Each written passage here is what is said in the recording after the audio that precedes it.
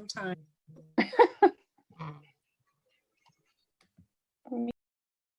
Oh. So if anyone can see a microphone, the only ones, the microphones that should be open at this time are mine and Trisha's. And as we go through the chat, what we'll do is if you've got a question, pop it in the chat box, which I will just show you now. Question, put the word question. Can everyone see the word question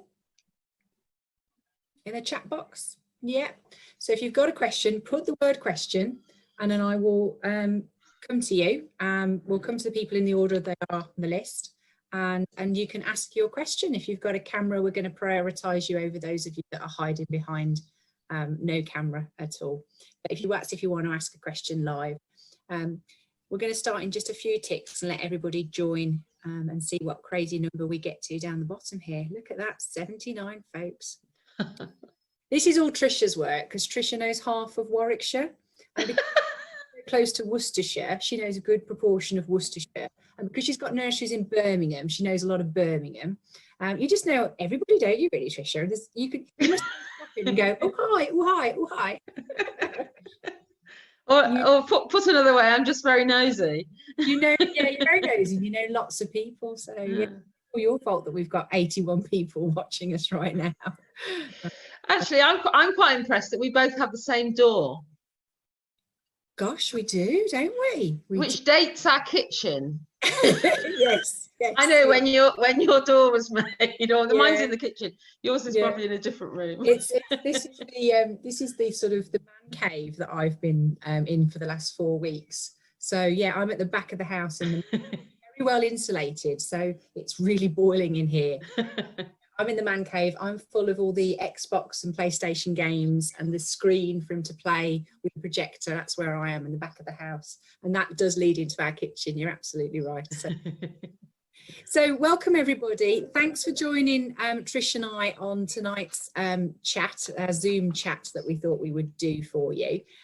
So as I was just saying, if you've got a question in the chat box, just type the word question and we will come to you and obviously allow you to ask us a question that you might have this evening. Trisha and I obviously we'll try and answer questions that play to our strengths. I guess that would be the best way of putting it. So there might be an employment law or HR question that I can best help with. There might be a sort of a business funding, how does it all fit together, numbers question that Trisha could help you with, and we'll between the two of us, which one's the best to answer which question, really. The thing I would say tonight is that we can't give you specific advice on your specific situation without probably seeing a lot more paperwork. So don't think any of us are being rude if we say, look, we can talk in general terms. We can't talk and specifically tell you what to do because we haven't got your specific paperwork in front of us. And particularly from an employment law perspective, a subtlety in a contract, a couple of sentences, a couple of words can make an awful lot of difference as to what your options are. So, if you do feel you need assistance, you know where both of us are. You'll find us all over Facebook. Just give us a shout if you need anything at all. So, let's see. Anybody got a question that they would like to ask, or we'll answer one of the general ones that we've already had in? Anybody want to type the word question and then we'll come to you? Shall I make a start with about how we come to start some of these calculations, which I know some people have already done. So to get this percentage figure, I think that's that's come up in a few of the questions that I've seen. How do we come up with a percentage for what is our funded income versus our fee-paying income? Now, I tend to look at this and think, well, how are they going to audit this? So there are different ways that we will all be doing this already at the moment, but we have to think about what this looks like if an audit came along. So if you change the way that you're going to come up with this figure at this point in time, it might be very visible. So I'll give you some examples then. So obviously they've told us to use February income. Yes, very clever, a 4-week month. So yeah, one of our lowest income months. But that's what they've told us to use. So if we have, I've seen some people sort of take their income over the year, over the term, you've really got to apportion it as you would in your accounts, is the best way I would put that, as to what you really think that month's income is going to be. So doing that apportionment. Then you've got to look at how you do your funding. So again, everybody will be doing this differently, but I'll go back to what it looks like, how you would normally spread it if that's what you're doing. So to me at the moment, I can see there's sort of probably 3 ways that this might work for people. You've got your income for the term. It doesn't matter how it's been paid to you. It doesn't matter if it's paid to you monthly or if it's paid to you, 80% up front, 20% later. You've got to ultimately look at what that looks like for February in this first instance. So some people will take that and they'll divide it by 3 months. They'll do a straight split 3 months. If you're stretching your funding, 13-week quarter, January to March, 13 weeks, equal split 3 months. That's one way to do it. Some people, though, they'll take their funding in and they'll only apply it to their term weeks. So actually, February is a 3-term month, a 3-week month, so 3 term weeks. So you might choose to do it like that. Interestingly, and this has given me a bit of a conundrum, as I'm sure it has for many of you, what we do with our funding is we take each term's funding and we split it into 4 months. So my spring term funding, I split between January, February, March, April. So if I suddenly start changing that pattern under an audit, is that going to look strange? I don't know is the answer, obviously, but these are the things that I think they would look at, and you can argue the point, well, this is what I always do, so why would I change my pattern now? I think it's stranger to change your pattern than it is. And that's why it's important to keep your workings out, isn't it, Tricia? Because, you know, we've always been told to keep our workings out when we've done any maths, haven't we? But this is really going to be important, because if you can show the logic behind what you've done, you're much more in a stronger position when you're sat in front of an auditor. Yes, exactly. So I think that's the first thing is how do we come to those 2 figures? How do we come to your pay figure, and how do we come to your funded figure as a starting point, which is what some of the questions have talked about. Yes, we've had 3 questions so far. So I'm going to go, Debbie, you're first. Would you like to ask your question? You were only meant to put the word question in it because we're not going to read them because they'll be too long, some of them. So Debbie Appleby, would you like to open up your mic and ask your question? Hi everybody. Hi Debbie. I went onto the government site yesterday, and you can put in the dates of the claim. I didn't claim, I was waiting for today for us to chat. Should I separate March 23rd, which is when I furloughed my staff, and finish 31st of March and do them as separate claims, or one whole claim? One claim. You only get to do one claim in April. So you'll do one claim for that bit of March and April. Thank you. You can't go back in. Right, okay. Yeah. See, and how many staff, Debbie, have you got to do a claim for? 29. Okay, so you're going to be quite snifty because, you know, you only get 30 minutes. Oh, what to complete? And I noticed you can't save anything and carry on. I've got all my figures. So once we talked today about the percentages, I was going to just go for it. So that drink that probably contains hot chocolate, I want it to contain full strength caffeine before you do your portal entry, because you've got 30 minutes to get in and out. You've got to be Speedy Gonzales to do it. And how long are people generally taking to complete a claim, or is it? I don't know how long, but I mean, what I'm really upset for is the people who've got 99 staff, because the government has said that if you've got 100, you can put in an Excel spreadsheet or a CSV file. But if you've got 99, they don't care. They just say no. So people are really sort of, you know, finding that they can't enter 99 staff in 30 minutes. Difficult.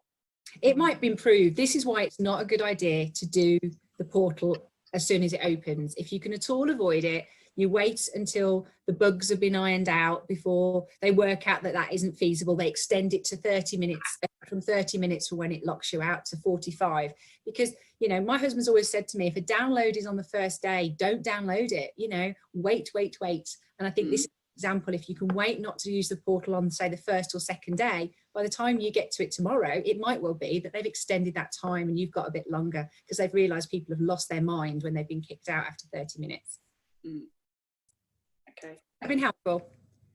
Jolly good. So thank you, Debbie. We'll now go to Olivia. Would you like to ask your question?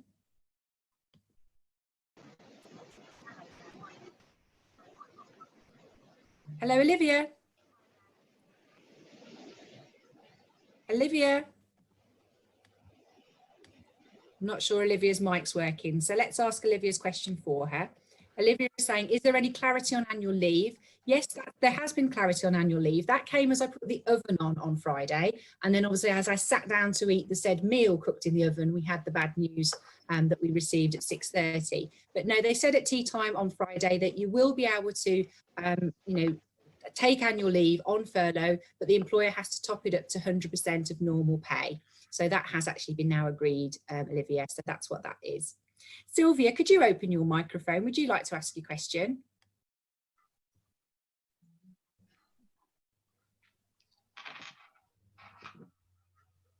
Sylvia Roberts, would you like to open your microphone? Hello, hi Imogen. Hello. I wondered whether it was like legal that we had to top up to the 80%. If we can only claim our percentage of, let's say, 60% from the government, I wondered if legally we have to be able to top up to that 80%. You won't be able to call it the furlough agreement under the coronavirus job retention scheme if it's not 80%. Yes, okay. All right, thank you. No problem. Catherine Davis, would you like to open your microphone? And Catherine Davis? Hi, Imogen and Tricia. Hello, Catherine. Hi. I originally furloughed all of my 6 staff, and you know, it just changes by the minute, which I'm sure we can all agree that it just changes by the minute. I was just thinking about furlough, and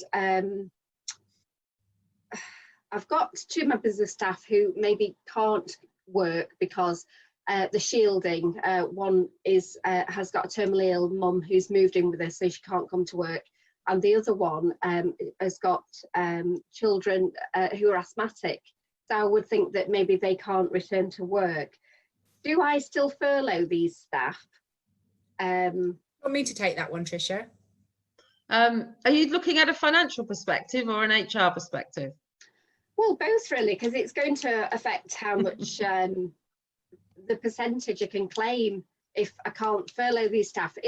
Are they on sick leave, or has that changed, or do I just still furlough those? Well, the guidance says that someone who's shielding, can be furloughed, and someone who's shielding can be the person itself who's shielding, or a person in the family that's shielding. I'm not too sure the asthmatic lady child will necessarily have a letter from the government to say that they have to shield. Right. You said the first lady's living with her terminally ill mum. Yeah. So she may well have had a letter to say that the mum needs to shield. So the mum would be told that she has a condition that it means that her immune system is compromised and she needs to shield. So not just 12 weeks, but shield. So if they can produce you with the evidence of shielding, then I would suggest that obviously they're a strong candidate to be furloughed, but only furloughed if you're going to be furloughing other people. And, you know, it's a choice you make as to perhaps who you furlough and who you bring to work. If you financially can't afford to furlough and decide to bring people back to work, or put people on a different form of payment in order for you to get them to do some work, then clearly those people will probably end up either sick through stress, which might be a realistic one, or needing to take some unpaid leave. Right, okay. Okay. Depending on what you end up doing with them. Yeah, so I'd add to that. Have you done your calculations to see where you sit financially on it's really bad. I can only get 29%. Okay, so that's so you've got the choice then to just furlough, I suppose, some of them. It's a very difficult decision when your percentage is so low. Well, this is it. My worries are for September, really. Okay, so I mean, this has obviously changed the the situation completely from where we were at, you know, sort of at 5 o'clock on Friday. But I've spent a lot of time over the last 3 or 4 weeks talking and working with local authorities. So they are a port of call, they are listening, they do understand. Many of them, they need people there to help them understand sometimes what our difficulties are. It's a very complex market, you know, the early years sector is very complex. Every single one of us is in a different situation, and that's what local authorities don't like. They want everything to be the same, they want everything to be easy, to be able to, you know, sort of like one size does fit all sort of thing, but it doesn't. So we've had to sort of talk with different I've talked to different local authorities, and they've all got different approaches to it, but if you can talk to them, then potentially there is support there from them. And they're also beginning to realise that this isn't just about now, that this is about after the event, because the impact of us not only not getting through these few months, but of what's going to happen when we do reopen, and if that's phased, that's going to be even more complicated. Yeah. They're realising that they may have a sufficiency problem. So you start saying sufficiency to local authorities and they start going, oh my goodness me, because that's their legal requirement from them. So it's very important that you've got people on the task forces and things with your local authorities. So find out who the early years one is, or just go to your local authority early years team and say, right, you know, what's happening for early years? We've had money set aside in at least 2 local authorities now, and I'm in 3 local authorities, so I'm working on the 3rd. So it's having that money set aside that is the sort of hardship type fund that we can then look at how it's going to be used. Okay, thank you. Tricia raises a very valid point. You know, if people don't realise what's going on, then they'll just think that you're all fine. You've got to tell people it's not all good. Yeah. Can we have the question from, thank you, Catherine. Can we have the question from Sharon Lucas, please?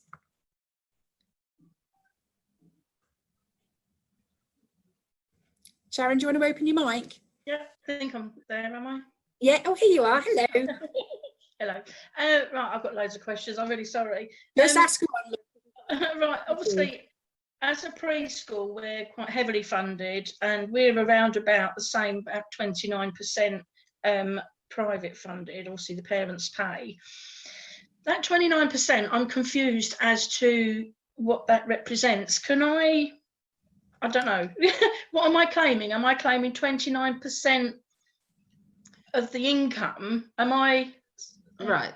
So yeah, and this is the other thing that's caused a lot of confusion, and I'm not 100% sure that which answer is correct, and I don't know that the government is either. Okay. So you end up with a percentage, which you then, and there's different ways of doing this. Again, there are different schools of thought. So I'm going to go through my school of thought, which will be different to other people.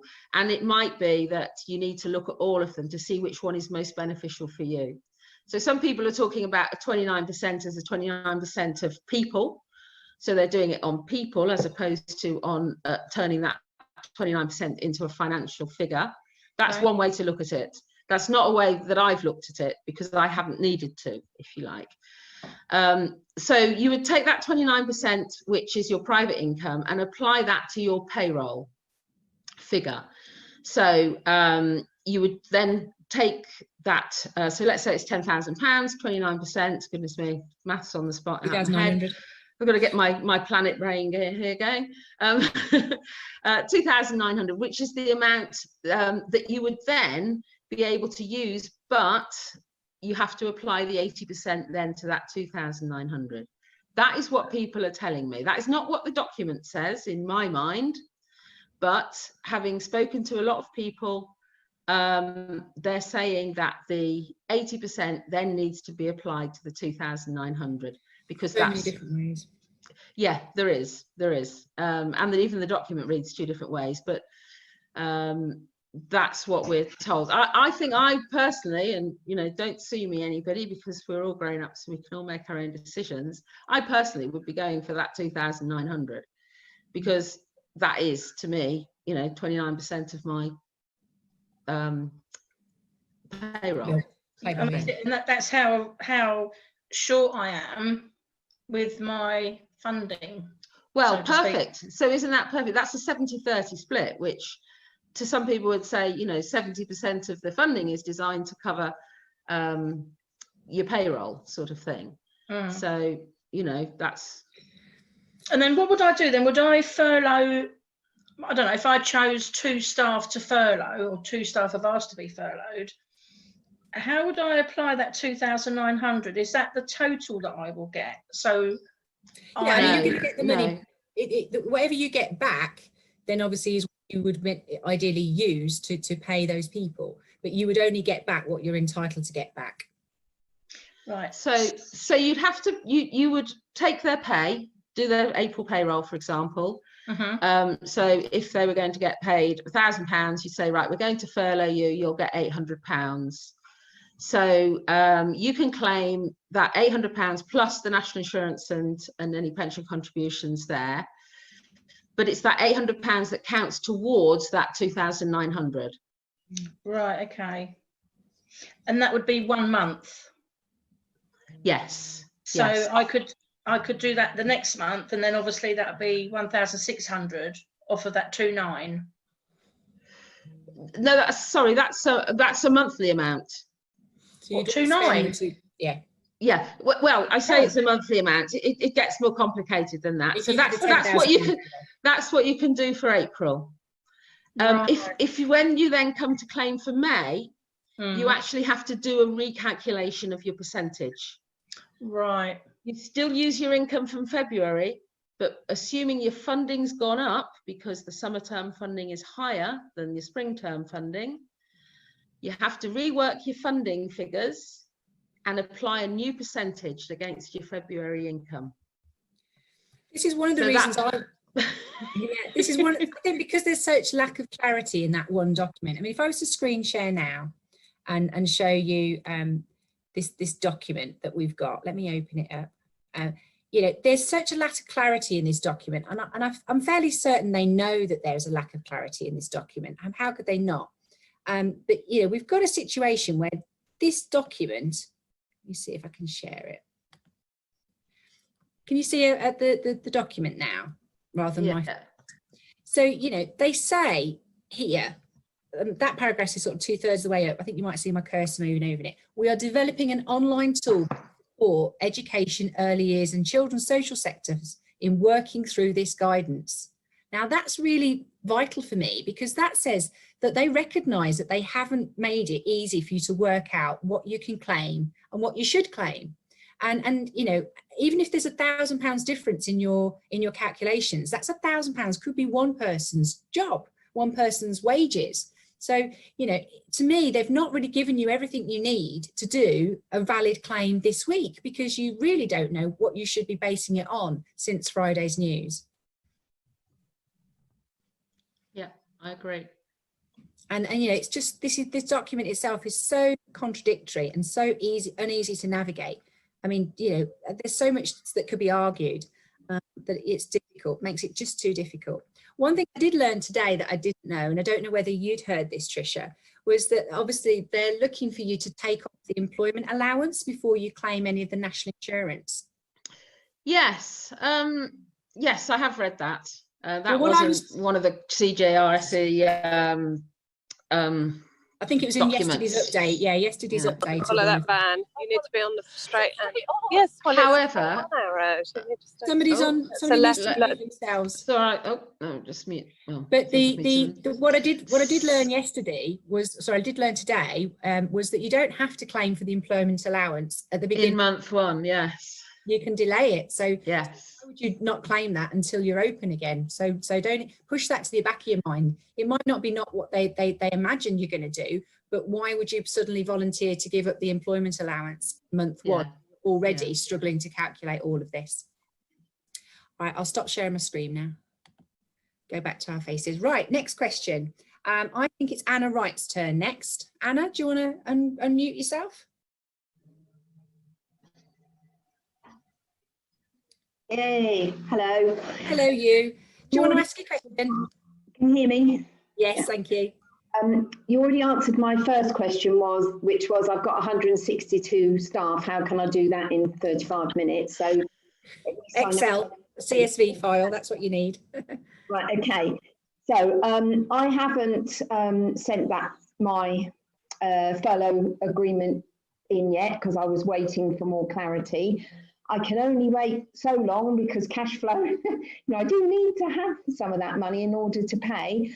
I've sorted April's pay, but if this gets halfway through May, I've got to do something quite quickly. If I do have to start thinking about laying off staff, when do I have to start thinking about that? So I've got enough time to do that legally. And should I be asking them to reduce their hours rather than say you haven't got a job anymore? I don't want to lose any of them if I can help it. Well, I've got two I'd like to go, but we can't mention them. That's for another video. Yeah, I can imagine the name of that one. So you haven't furloughed anybody as yet? Yeah, they've all been off since the 23rd of March. Okay, and you've had they've all had a furlough agreement that they've signed. That 80% pay, but obviously they're now not all eligible to be furloughed. But we will still pay them that 80% because I feel like, well, I said I would, so I've got to. Right, okay. So you're getting ready to do your portal claim, and you're going to claim for April for April and a bit of March, yeah? Perfect. And then obviously we're told that the money comes through in 6 days, which seems about probably 20 days ahead of where we thought we'd be. This isn't the end of April, so a 6-day turnaround seems very reasonable if they can achieve that. We've got nothing to reason to believe they won't. In your contracts prior to the furlough agreement, did you have a layoff clause? I believe we did. Okay. And did you use a furlough agreement developed by a very attractive HR consultant from Redditch? Do you want the truth? No. No. Okay. So we don't know that you've got lost in your contracts for sure, and we don't know that we've got lost in your furlough agreement. I've never heard of loss, so I don't think. Loss stands for layoff and short-time working, and if you don't have it, you don't have the contractual right to send someone home without any pay or to reduce their hours. So it's a big deal for you. Okay. So you're going to want to know whether you've got that to know whether it can be used in your situation. Your staff are not going to agree to lost after they've experienced furlough. This furlough might well have replaced lost for many businesses because it was a better deal, because it was saying at the beginning of the period, wasn't it, that we'd get the money back.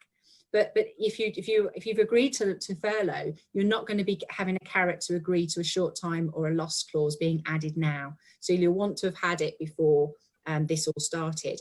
And then obviously you've got to remember that if you do apply layoff, if people are sent home with no work, they've got to then go and try and get universal credit, which is fine. That might be what has to happen. But those staff, after 4 weeks, they can apply to you for a redundancy payment. So if some of your staff have got more than 2 years service, it would be attractive for them to apply for a redundancy payment from you. If you put short time work in, you can get them to do anything you want them to do. Okay. And if I haven't, I've had it, have I? Well, as I say, without those clauses, people can expect full pay. And that's why you're going to want to keep them on 80%, because that's not full pay. I was going to say, Imogen, is it not possible to talk to some of the staff and say, this is the position, I can no longer furlough you, here's an opportunity for me to be able to short time work you at 80%. Would you like to sign this? Yeah, if the alternative is for them to be made redundant and there isn't a redundancy payment in there for them, they may well be prepared to. But the staff themselves are going to be thinking, hang on, it's not my fault. I get it's not your fault, but why can't I keep receiving 80% like my friends do who work in that shop or in that theatre or in that convention centre? Yeah, we'd all like to know that. Okay. Jolly good. Next question, I think, is from Sam Evans. Now, there's 2 Sam Evans I know, so there could be either one. It's going to be one of those things where you just wait and see which Sam Evans appears on the screen. And neither of them are going to turn up. Can Sam Evans open her mic? She has opened her mic because she's there. Sam, are you there? She's probably gone to take a... We'll come back to her. Kim, is Kim available? Kim Howe? Hello. Hello, Kim. Hi. Yes, we I can. don't think Can you see me? I don't think you can. I'm I not can't sure. see you, no. That obviously Okay, means you've got a drink in your hand at 5:28 in the I wish I did. afternoon. You've Cheers. already answered my question actually about bank holidays. I'm guessing they would be the same as annual leave. Correct, yeah. Um, Employment law doesn't consider them any different. And if anyone wants to know where in the guidance this sits, it's currently in the employees version of the employer's joint That's right. coronavirus. It doesn't live currently within the employer's guidance. The update was in the employees version on Friday. Okay, perfect. So the other question I've got, obviously for April, I furloughed from the 1st of April to the end of April, just thinking I'd keep it as simple for me, if nothing else. I haven't put it through the portal yet. My accountant will do that. But obviously we've been told to use February's figures, income figures, and I will work out my percentage of funding to match that. But for May, I'm perhaps thinking a little bit far ahead here, but will we still use February's income and February's? Yes, that's what they're directing us towards at the moment. Right. Because obviously our income from March the 23rd potentially is, you know, very different across the board. Very, it very might be different, yes. zero for April and May. So the guidance says to retain your parent paid income as it was originally, so to February, but you will need to change your funding figures. And would I use March's funding figures then for May? Would it move on a month? No. No. Well, that would be too simple. No. Where did you hear me at the beginning of the call? I did, yes. Okay, so it's that principle. You need to use your summer term funding, but it's how you split your funding up. So you need to use what your normal method is in order to come up with what that funding figure is and that new percentage which you will. We won't actually know our funding for summer term though until we've done all our actuals, and headcount day isn't until the 15th of May anyway. Okay, so yeah. So is your local authorities doing a headcount? Are they? Because not all local authorities are. I've had to sit and do all my funding today. Is the funding moving with the child, or is the funding staying with the setting? The funding is staying with the setting. So you can work that figure out ahead of time, because if they're not moving any funding, yeah, hopefully. I have had to put actuals in though, so they may well change the figures on headcount day. We'll have to see. But so I think if we use February's income, private income, and then summer term, and with summer term we stretch hours. So I know you said about splitting the spring term funding either over the 4 months or over the 3 months, which makes absolute sense. Would you, for the summer term, would you split it over the 4 month? I think the 4 month thing makes sense actually, just 3 terms, 4 months for each. Yes, I think for this purpose, I think that if that's what you normally do, that's what you should do. If you were projecting other figures, I might suggest you do it a different way. But if you're for this purpose, I would suggest you do it that way. Okay, that's lovely. Thank you. That really helps. Brilliant. Thank you. Can I have Judy Hall, please? Have you got your question, Judy? Oh, hello. Hello, Judy. Hi, Judy. Hello. Ask your question, my love. Judy, ask your question. Oh, you've got your mic. Hold on, I found her. Hold on, let's unmute her. No, can't unmute. Oh, there. Oh, hold on. Yes, there you go. I unmuted you, Judy. Oh, lovely. Hello. Hello. Hello. Yeah, it was just how often can we make a claim? Because, sorry, I was going to try and make my claim dependent on the payroll that I actually submitted. So I was going to claim for March in April and then claim for April in May. Is that allowed? I wouldn't advise you to do that. I'd advise you to do one claim in April for a bit of March and for April. And you can do it apparently ahead of 2 weeks ahead. You can do it to a degree ahead of time. I mean, you don't have to have paid the payroll. You can have done the payroll and that's submitted it, and that's fine. But of obviously doing your claim, you can only do one in a pay period. period is 1 month, is the calendar month. So you can only do one in April. You won't be able to go back in and do another one. I wouldn't claim for April in May. If for some reason you haven't claimed for somebody in April and that you need to do it in May, you probably could. But what you want to do is one for April and March. Okay, and say your two figures, if you take say you had new children that were supposed to have been joining in April, do you still take your actual February income? I believe so, Tricia. What do you think? It's all about February, isn't it? Yeah. Fascinated with February. Yes. Yeah, so you're talking about working out your percentage. Yeah, I am. Yeah.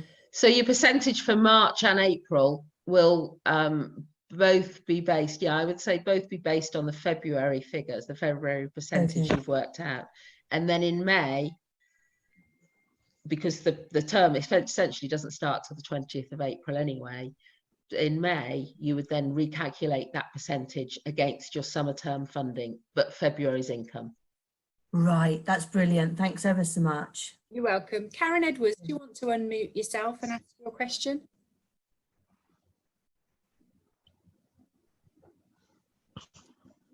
Karen Edwards? You've already answered it, thank you. Brilliant, you're welcome. Jackie House. Oh, I think I know Jackie as well. These are some people I know, Tricia. Do you know Jackie House as well? I do. She's one of my masterminders. Ah, there you go. It's already been answered actually, because it was about the layoff and what to do with that if we have, because obviously I think that's going to come for quite, for all of us really, sort of thing. So yeah, that's been answered. Thank you. Perfect. And if you need a layoff letter or anything like that, they're available from ourselves. Paula Carter, are you there to ask your question? Yeah, I'm here. Can you hear me? Yeah, hiya Paula. Hi. My question is just going back to staff on sick leave. So I've got a member of staff on very long-term sick leave. She's currently not into her SSP period. She's on half pay at the moment. Can I furlough her? And if I do, when everything goes back to normal, can I then just restart her SSP or paid sick leave? Okay, I'm going to go really HR technical now. Brace yourself. Do you like her? Yes. Okay, so if you like her, and she's on company sick pay, have you been offsetting any SSP at all? No, we don't offset. Don't. Okay, I would always advise you to, in case you don't, because obviously SSP is only a sort of a 28-week total. So if you them, but I think we have to change our contracts to be able to do that. Probably, yeah. We do like to see the word that the SSP would be offset against any company. Yeah. Okay. But if you do like her and she's on company sick pay, then she's not known to the Inland Revenue as somebody on SSP. So the Inland Revenue have said that if you're going to furlough somebody who's been long-term sick, you can only do so when they're now fit to be back at work. So right. SSP has finished because their fit note is finished. Yeah. So if the HMRC don't know she's sick, and they don't, if you're paying a company sick pay, they don't know she's sick, do they? They might be thinking, why is she on half pay? But that could be for a multitude of reasons. It's all down to the business and the contract you have with her. So there will be nothing to stop you furloughing her at 80%. But what you've got to remember is that obviously with all the rules changing on Friday, that may well cost you more than it would have done if obviously you weren't. And for her to go from half pay to 80% might not be a motivator for her to come to work. To be honest, she's not coming back to work. Right. Okay. So by doing the right thing by her, then, if the right thing we're talking about, then yes, you will be able to furlough her at 80% because the HMRC won't say, "I'm sorry, but she's on SSP," which is what they would otherwise do. Yeah. Lovely. Thank you. I just have one more quick one. Oh, you're sneaky. Right. Let's write it down as being sneaky. You don't ask, you don't get. No, I've also got casual staff. I've got 0 hours staff who work during the holidays. Yep. Can I furlough them? You can, but again, do you want to? Because again, the government notes, they do say that, anyone who's on any employment contract who is known to HMRC as of the 28th of February or the 19th of March, if they're weekly paid, is fine to be furloughed. you know, but if you do that, then obviously again you'll be working out their pay based on an average of what they've done over the last tax year, or by looking at the same pay period last year and seeing what's and you might not want to spend your money rewarding somebody who otherwise, you know, wouldn't be working. They're only paid when there's work for them to do. Well, I've got a very high percentage, so I don't think it makes it's no skin off my nose. Okay, that's the way to do it then. Say, well, look, the guidance says I can, so I will. Right. Okay. Thank you. No worries. Rebecca, are you there to ask your question? Rebecca Woolham. Yeah, I'm here. You were wondering which Rebecca we were talking about there, weren't you? You waited. I was just going to unmute myself. I couldn't do it. Bless you. Not very technical. Ask your question. So it was more, well, I did have questions, but they've kind of been touched upon as other That's people what we like. have been going along. So one is just a little bit more clarification on the 80% of your percentage, for example. So we're 50-50 funded and private. We're actually 52% private, 48% funded. So I am still not 100% whether it's 52% of my entire wage bill that I can furlough, or 80% of the 52% of my income that I can furlough. Do you know what I mean? Okay. And that's where the guidance can direct you in either way. So both of those could be correct depending on your interpretation of it. Mm-hmm. I had initially taken that 52% of my payroll, and that is my ceiling for furlough. Mm-hmm. So I could go up to that and furlough staff up to that limit. However, what the feedback that I'm getting, and this is from a meeting that some of these people here are probably in with Neil Leach yesterday, I believe, as a colleague, who said that they were that they've spoken the DfE and HMRC Treasury about this, and that actually their intention is that it's 80% of that 52%, right? Which obviously takes it right down overall percentage wise.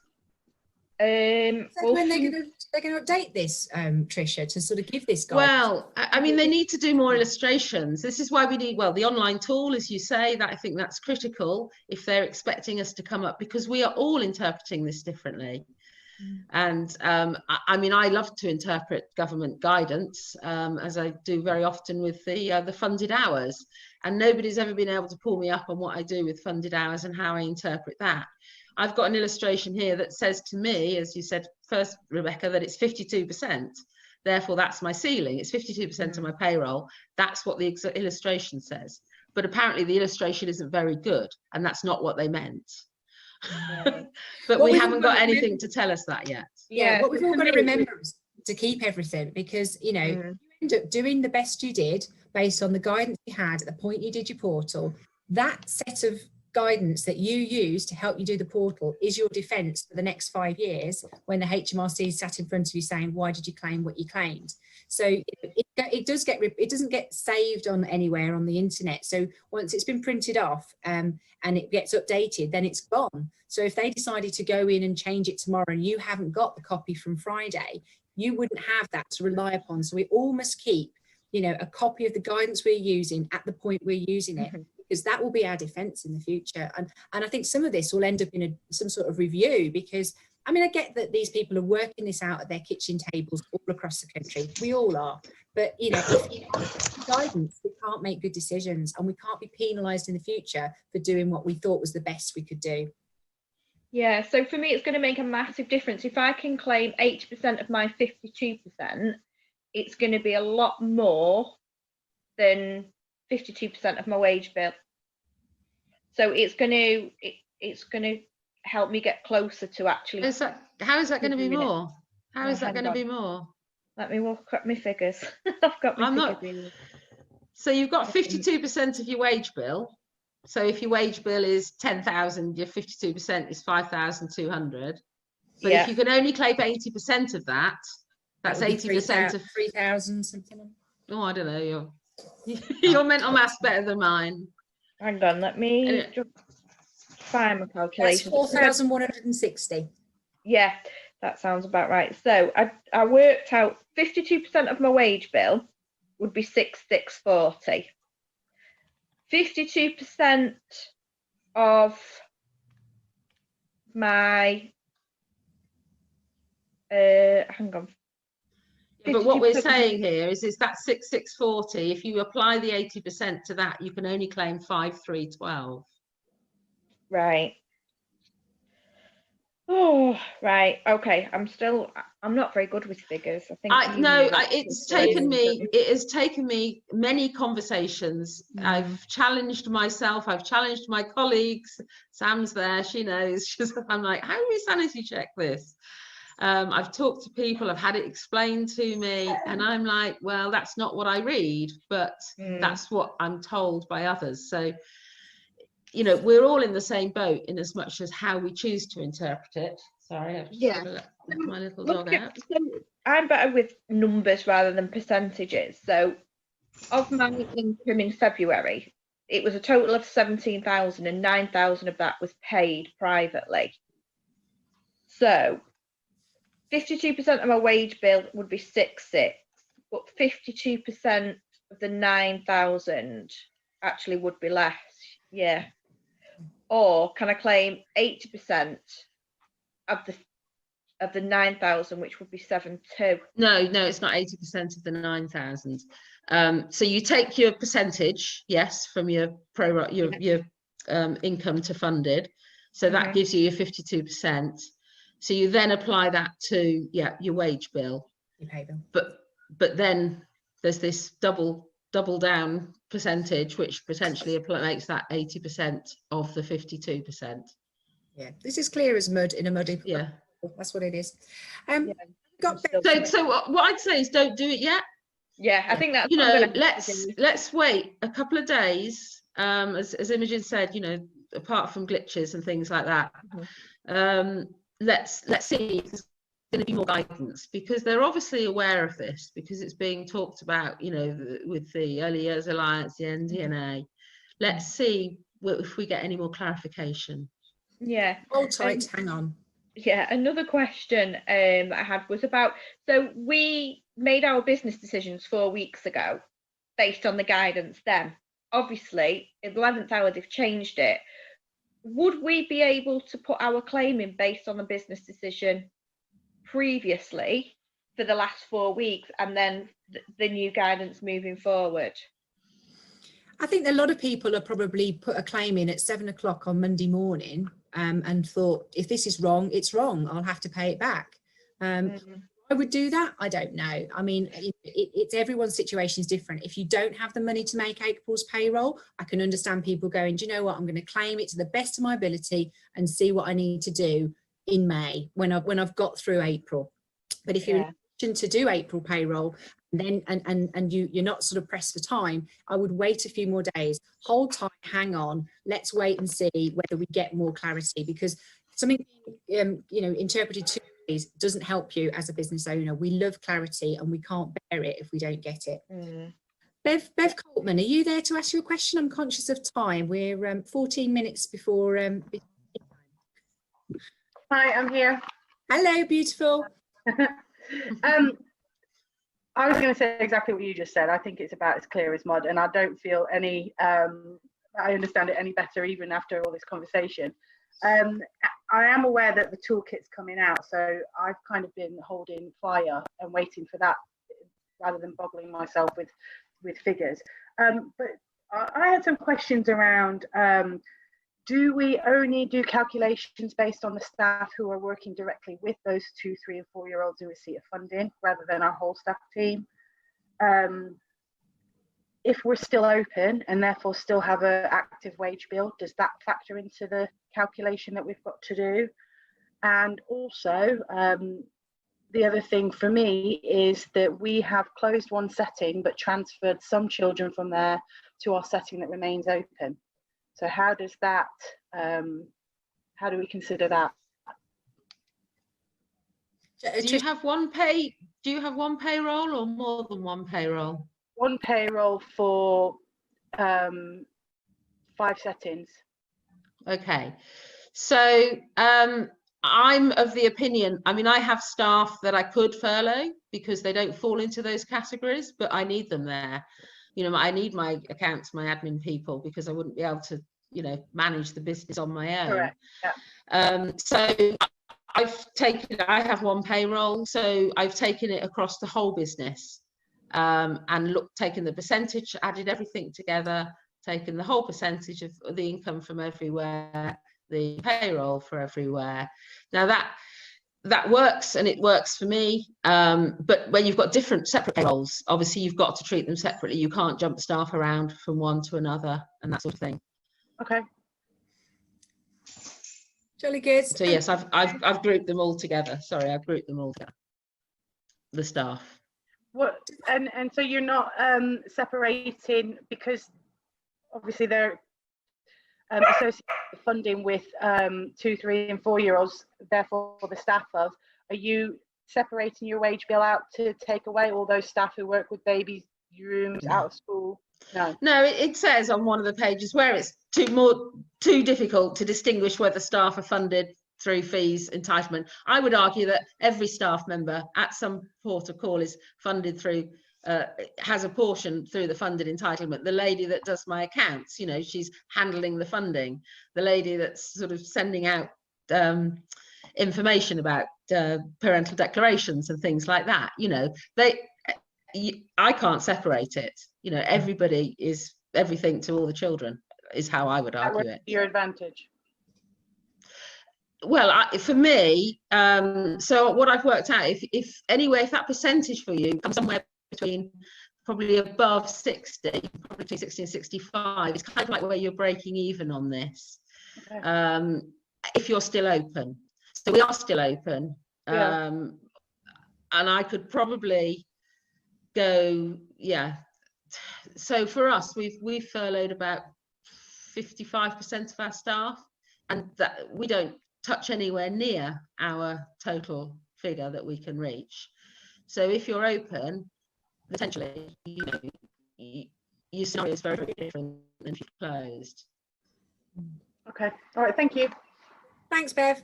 Louise Marsh, are you there for your question? Hi there. I think mine's been answered. Thank you very much. Beautiful. We'll move on to Jane Todd then. Jane Todd? Yeah, try there. Is that working? Yeah, hello. Oh yeah, partly been answered, but just some clarity. When we say apply to payroll, are we doing February payroll or the predicted one for April? Because obviously if we do predicted for April, we're trying to anticipate national insurance and pension. Or is it, if we've worked out percentage of income for February, we also then, so say February payroll was 10,000, your 52% is off February payroll, or 52% of what you think April will be? I worked it out on February. Yeah, that's what I thought. Did everybody else do that? That's what I thought, but I just wanted to check. Yeah. Yeah, so say mine's 70%ish. So for those, 70% could be furloughed. Suddenly 30% can't be. They've all been told they're furloughed. So in retrospect, we have to honour that they've been furloughed. But is that an employment status they can have? Is it just that they're not getting paid by the scheme, but they can still legally be furloughed, but we're paying them? Or do we have to revert to the layoff or 100%?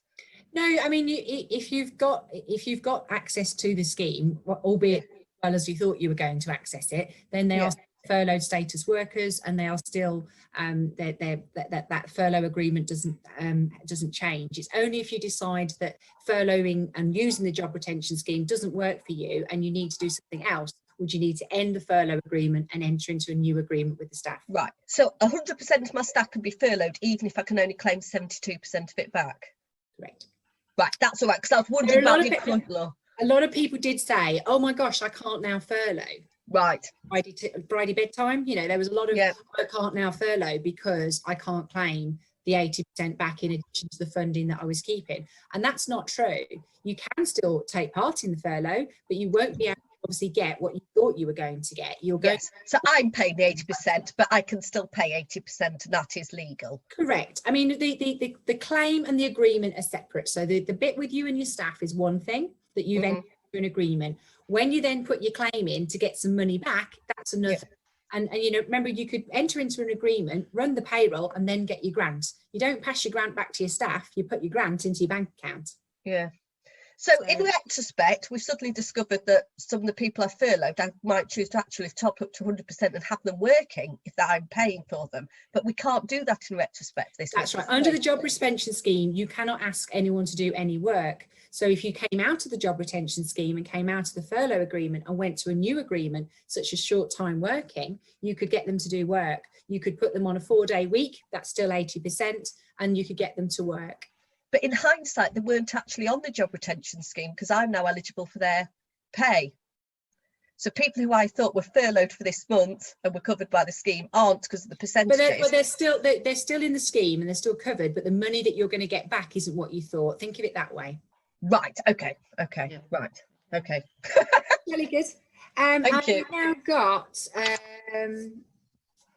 can't read my own handwriting. Jennifer? Is there a Jennifer with a question? Jennifer Morris. Is Jennifer Morris there? Yeah, I'm all good, I think. Jolly good, you're all good. I like you're good. No, I think I've calculated mine very differently because I've completely read it a different way altogether. What I've done with mine is I've taken my whole income, for example, for February will have been around about 27. My funding was 7.5, I believe. So it's like 33% of my income.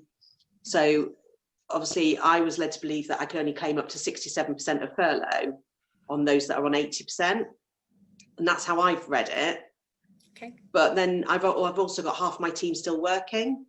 So there's another way I can calculate it is do I take my funding, deduct what I'm paying out for those that are still working, because we've got quite a few key children in, and then that then brings my percentage down to 8%. That's probably the largest number of percentage of workforce still working to have 50% of your workforce still working. No, sorry, I've got 67% of my income is funded. No, sorry, Right. the price. And how many of your staff are still working with your children? There's 4 of us at the moment. Well, we're rotating it round. So Okay. Basically there's about 7 of us that I'm going to be paying, but for different periods. Right, okay.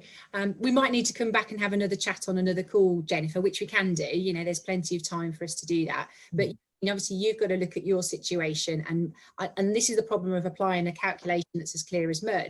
You know, if you apply it wrong, you might do yourself out some funding that you would otherwise receive. So you've got the calculations based on our percentage of our 67% of our total payroll, and then done 80% of that, and I'm which may be right, but you haven't furloughed all of your staff to cover that at the moment. Yeah, the amount that I've put in for my furlough is still less than what that figure was anyway.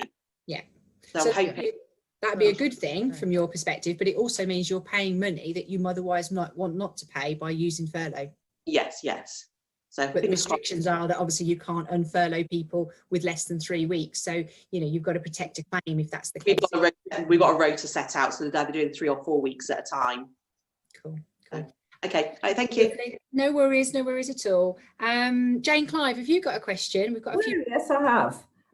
It was just a bit of clarity, really. If we're 24% funded and 74% parental fees, is it the parental fees? Is it 74% we can claim for? Of the 80%? Yes. Yes, it is. It's or 80% of the 74%, depending on how you view this. But 74% is the figure you would apply to your payroll to find out the financial sum that would be your ceiling. Okay, which would be for my just for the furloughed staff, yeah? For the furloughed staff, yes. But then you might have to apply the 80% to that. So reduce it down by 80%. And if that still covers your furloughed staff, then you're fine. So sorry, you've lost me with the 80% when you said that. Yes. Yes, we've lost everybody with the 80%. Let's say that everyone's so this mighty 10,000 was beautiful, wasn't it? So, you know, if your payroll is £10,000, 74% of your £10,000 would be 7,400. Yeah. However, that could be your ceiling, but we don't know, and it could be that actually 7,400 would reduce down to £5,920, which would be your true ceiling, which would be what 80% of that figure is. 5,900, that covers your wages, then that's fine. Those of people who have been furloughed, then that's fine. But if it doesn't, you've got a shortfall. Okay, that's lovely. Thank you. One of the things I'd say, I mean, we are going to probably run out of time this evening, but you know, I've worked with nurseries for nearly 16 years, and I would say there has never been a better time where it's been important to know your numbers. This has really proved to me that it's really good to have a handle on your numbers at all times, not just in crisis like we are now, but at all times to know your numbers and know your figures. And if you can, get more comfortable with percentages and numbers, because if you can, it'll stop you being stressed and worried, because you'll be able to look at these things and say, well, I know what my percentages are, and gosh, that is how I do it, and this is what it means for me. What I've said to people this week is know your numbers, and then as the days continue, then let's decide what we do with those numbers. You know them first at the beginning of the week, and then let's decide what we do with them, because with more clarity, we might be able to make your money go further. And that's what I'm really frustrated about, is that we don't really know what to tell you to do, but we are all here for you when you need to do it. Tricia, is there anything you'd like to say before we wrap up? We're not going to get to everybody's questions, so we'll have to perhaps think of doing this again. Yes. Anything I want to say? Oh, goodness me, I'm never very good with off the cuff sayings, you know. I'm much better on the practical questions. Should we take a question? I'm just looking at some of these questions down here, and some people are saying my accountant's told me to take the February figure. Obviously, if your accountant's giving you advice as to how your funding is done, and they normally do your funding, then you could follow that advice.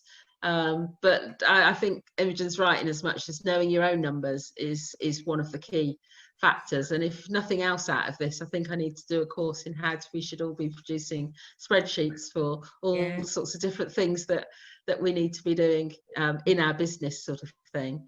Yeah. That'd be brilliant. So yeah. One of the questions that somebody did ask was if an early years company receives a lump sum of funding and then furloughed the staff, what if they then decided to lay the staff off? Could they then keep their lump sum of funding? Well, yeah, I mean, obviously, you know, you don't have to use the furlough. There's nothing to say that you have to. But if you furlough staff already, the staff are going to expect to receive furlough payments, at least in April. If you then decide to do something else, there's nothing to stop you. I suppose that person was wondering, does that mean that they've profited, or whatever other rubbish word that the government have used to describe it? No, they've just done what they needed to do to make their business sustainable, and nobody has the right to tell you not to make a profit. You know, your businesses. I think what we'll see is a lot of us were now thinking, and we've had the question tonight, when do I need to start thinking about layoffs, about redundancies? Because it's going through all of our minds. It's going through my mind, certainly, as sort of, well, okay, we've got it extended to the end of June, but none of us know what's going to happen. But essentially, we're not going to need the staff. I did flippantly say the other day, at least we've solved, or the government or Corona has solved, the recruitment crisis. So there we go on that one.